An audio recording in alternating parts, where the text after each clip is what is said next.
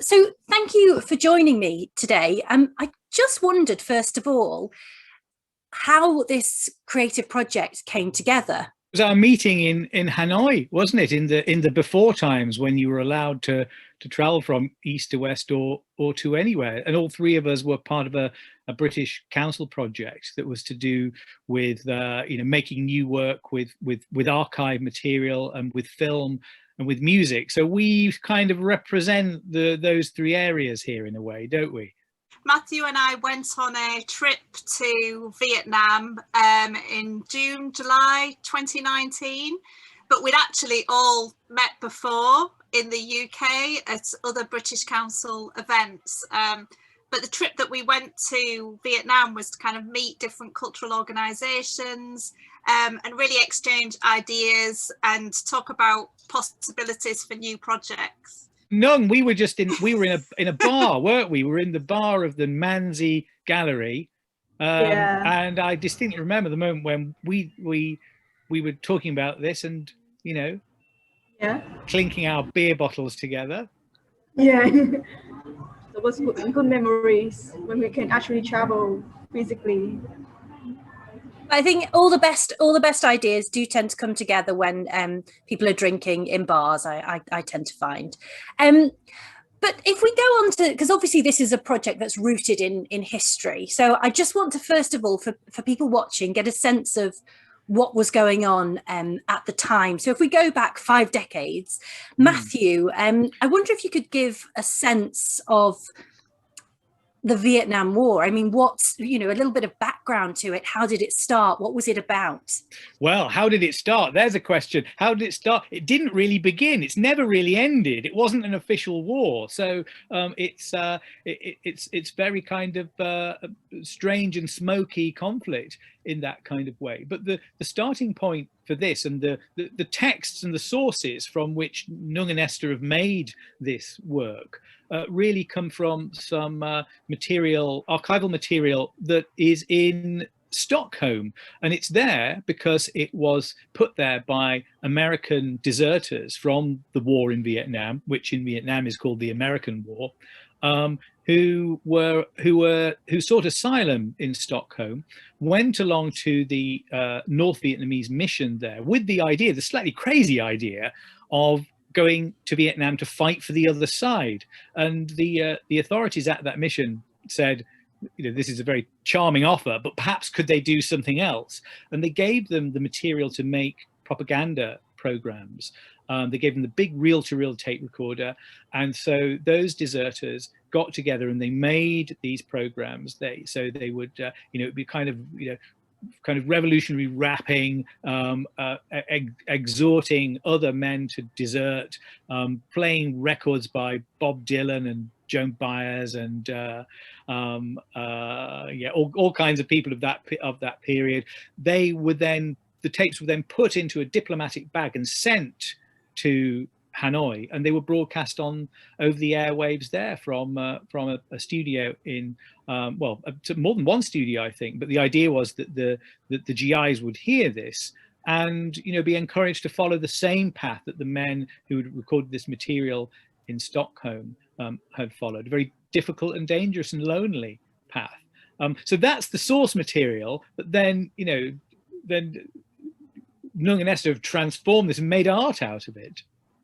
Well, I just wonder as well, Esther, just looking at the archival material that you were working with, what was there anything that really struck you about the aims, or anything that surprised you about what was actually being transmitted through Liberation Radio? Well, in terms of the archive film, I looked at probably over 400 different films, and they're all films in the public domain. None of the films are directly of people in the Liberation Radio broadcasting. As far as we know, that material doesn't exist, or we've not been able to find it. I mean, one thing about this project and working in Vietnam is the whole question of access to archives and what archival material is available over that time period of the war in Vietnam. So this project was very much about I mean, it had to change in terms of what material we were able to use. Obviously, the pandemic came along, and that opportunity to kind of be in the archive in Hanoi, in the Vietnam Film Institute, wasn't there for this particular project. So we kind of went around a different way and thought about it in what's in the public domain, and looking at footage mainly from the American side, but seeing what we could elicit out of that with the kind of this scripted narrative that which Nhung can talk more about, but which consists of oral history and reflection of the past and what took place, but also a scripted narrative that is based on some of those actual broadcasts. So it was really about knitting all of these different things together to kind of create this kind of, I would say, maybe unsettling, kind of quite strange experience that is almost akin to we were looking at a lot of the films in the 1970s, these kind of paranoid US features like The Parallax View, for instance, and kind of thinking about some of the themes of that, which also linked with some of the history of the war in Vietnam. I looked at a lot of for instance, the Nixon campaign ads and how they're edited together. And there's almost kind of a brainwashing sensibility about them. And there's a really interesting use of image, text and music and voiceover. So that was another kind of point of reference. That was going to be my next question, Nhung. How did you, with this material that you managed to have access to, how did you then go about knitting together an audio story? Did you use original audio? Did you have to incorporate new stuff? What was your aims with this material? My approach was to combine most of the interview material I have together with my sound design, mainly an electroacoustic performed by a couple voice artists over Sweden, UK, and Vietnam, and arrange them into a structure, conceptually speaking, that not only connect with the images that Esther created, but also transfer its own story of the past and the present, and the brainwashing atmosphere I'm about to tell you later. If we go back to the history side of things, how I mean, Esther, you've touched upon this a little bit, but how did this recruitment process happen? I mean, Matthew, if you go into the nitty gritty of it, how did they decide upon who they wanted to be part of this scheme? And, you know, was there a formal process, or was it kind of like, oh, you're keen to promote this type of thing, become involved? What was the process? Well, it was a self-selected group. They were the people involved were all part of something called the American Deserters Committee, which was a very radical group of men, all of whom have had this experience of deserting, but were really a revolutionary organization. I mean, they wanted to take the war back to America, really. They weren't, most of them didn't want to just settle in Sweden and have a quiet life. Those who were members of this core group were, had revolution in mind, so they were signed up to this project. But it went on several years. We were sending these tapes until 1972 at the farthest point. That's the latest scripts that we have that have survived. The actual tapes we don't have, otherwise we'd have loved to do something with them. We have no idea what happened to them. It'd be wonderful if we could find them somewhere in an archive in Vietnam. So what we had was the script material. So I took that to one of the deserters who still lives in Stockholm, Vincent Strollo, who re-recorded them for us. So in the piece you will hear his voice re-performing scripts that were used by the deserters in the ADC to get this message across. And then you also hear, because I went and interviewed Mrs. Hàng Nguyễn, who was one of the announcers on Liberation Radio, and so she's like done an ident for us, as she would have done it while she was broadcasting, sometimes under fire in a revolutionary base somewhere in the forest. And you know, and done that with all the kind of authenticity and authority that she can muster. And Nhung, just coming back to you in terms of these. So in terms of these recordings, then how did you, or did you, want to create an authentic sound from the period? Because obviously technology has changed dramatically since then in terms of how we listen to audio. What was the process there? I think I combine both the approach from the old areas, a very lo-fi, very analog process of sound processing. I use quite a lot of analog audio samplers project, both from public domain libraries, and some of them I create by myself in the studio and combine them with digital manipulation. So the result is a combination of both works, the old work from the older technology and the new work from the contemporary approach. And the same question to you, Esther. What did you, because obviously you have this old footage, but what did you want to achieve in terms of what people would take away from the exhibition about the story? So, well, I think the first thing was kind of an abstracted approach that kind of you shift between senses of time, of being the voice of Vietnam and the Liberation Radio, being there listening to the radio, but then also hopping back into the present day, in which you're hearing Vincent, for instance, you know, recount his story of him getting involved. So it's kind of hopping between these different times. But with imagery, as I said, I really took inspiration from a lot of these 70s and late 60s paranoia kind of genre of films, and the Nixon campaign ads I think are quite astonishing. And in fact, some of those ads were made by the same person that went on to create the famous brainwashing sequence that is at the heart of Alan Pakula's The Parallax View. So I found that quite astonishing, that, you know, it was the same makers who are actually making this brainwashing scene that are doing Nixon's campaign adverts. We also, we should say, we've got, you hear the voice of a movie star in this.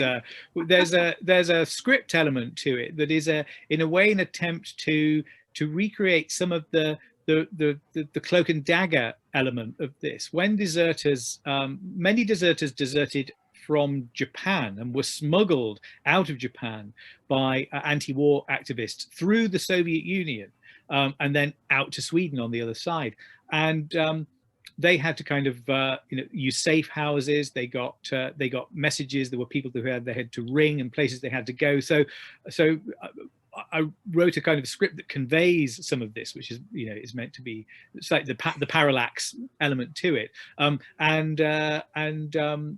The actors Lisa Bowerman and David Warner, who wasn't in The Parallax View but was a mega star in that, very much a kind of a star of that of the 60s and 70s period, did that voice for us. So it has I mean, obviously David is still very much kind of acting in his prime, but that's when he first appeared in culture. So he's a kind of a key figure of the 60s, really, I think.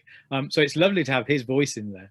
The other element that we haven't really touched on is kind of typography and kind of subtitling. So the actual audiovisual installation is dual English and Vietnamese, with some Swedish in there as well, and subtitling and on-screen text is kind of another element. And some of that again was influenced particularly by the Nixon campaigns, and almost there's moments of almost subliminal messaging in there, and playing with after images within the archive film as well, and the words that appear.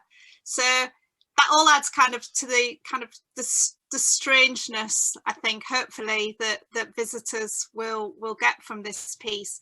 And the whole piece, it's projected, the film, you sit in your own personal little booth, and then the audio you hear actually comes out of a vintage radio of that period. So again, it's quite an atmospheric setup.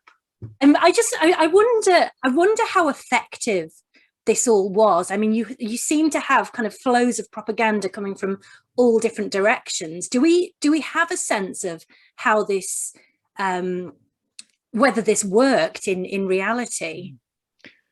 Well, in a way, I think it was more. I don't think that thousands of men decided to quit the war because they heard these messages, but it was almost done, I think, to make an impression on the culture much more generally, that it was known that there were deserters in Sweden who were doing this, and they were doing it with the blessing of the state of North Vietnam. So in a way, it's more, we should see it in the context of the anti-war movement rather than in a particular mission in order to make a particular group of men do a certain thing, although it did happen. But they were even broadcasting into the time when the draft had ended, really. So it was more about generating, I think, that a kind of cultural output, if I can put it like that. But because Esther and I have been stuck in the UK, Nhung has actually, when you say what's it going to be like to go into the exhibition, only Nhung can tell us that, because we don't know, and she's been overseeing the construction of the physical elements of this. And Nhung, you're on the spot. Can you what does the space look like at the moment? When was the last time you visited? The last time I visited was today. Yeah. And what does it look like? I mean, how big is this? If you could describe the experience of entering this space, that would be wonderful. Yeah, so the space will exhibit the installation will be a Manzi exhibition space, a clustering of Manzi art space in Hanoi. So it's like a square room, an art cube that would be painted in gray, where we put our sitting booth and the projector screen and the radio in the middle of the room. So pretty much atmospheric and spacious experience. Yeah. I guess what I wanted to ask as well, and this is a question for all of you, is why this story is important. I would say, I mean, a lot of my work is based on people's history, social history, and those histories that we hear little of or we seldom hear. And when I heard about this history, that totally ticked all of those boxes. And I think the story of the deserter is one we need to hear more of, and the kind of mechanisms for that. And also the war in Vietnam is such a complex, multifaceted, because such a complicated war that I wanted to find out more. So yeah, that for me was all catnip. And Matthew, what are your views? Why is this story important to you? I mean, you've written a book about deserters. Yes, I mean, in a way, for me, it was to try and in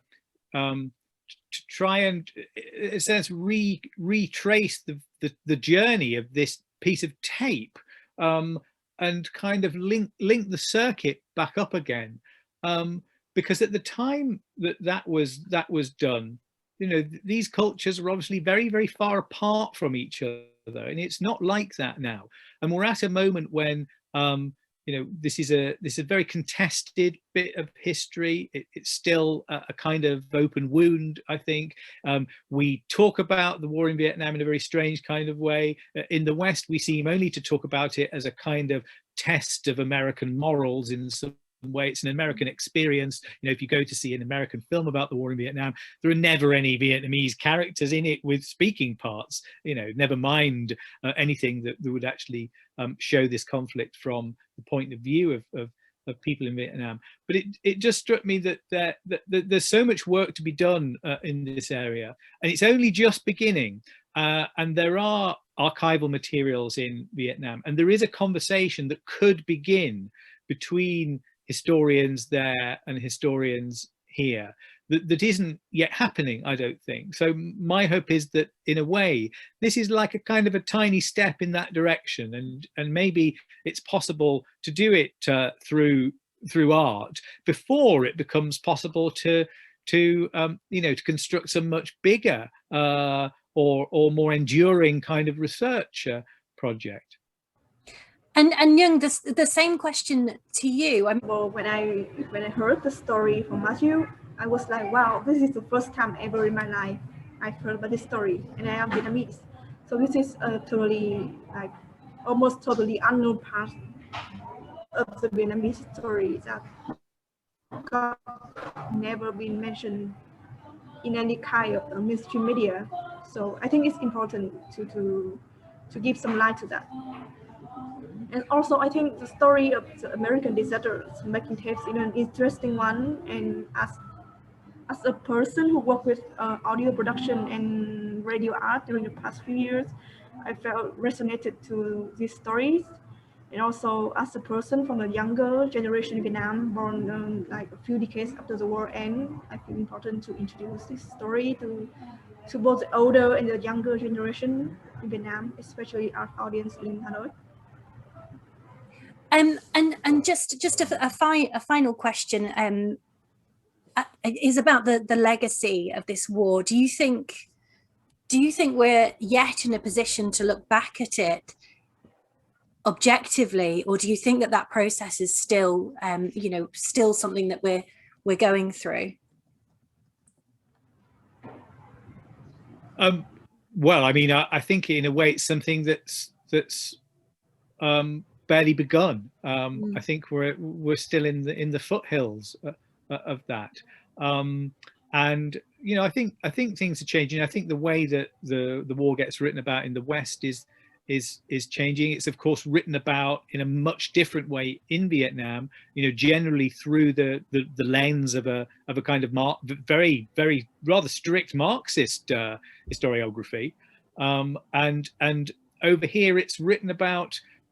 But you know, from a distance, you know, if you those the big histories, big general histories of the war in Vietnam that you'll find in the bookshop, you know, the Max Hastings one, for instance. I mean, there are some interview material with Vietnamese witnesses in that, but not much.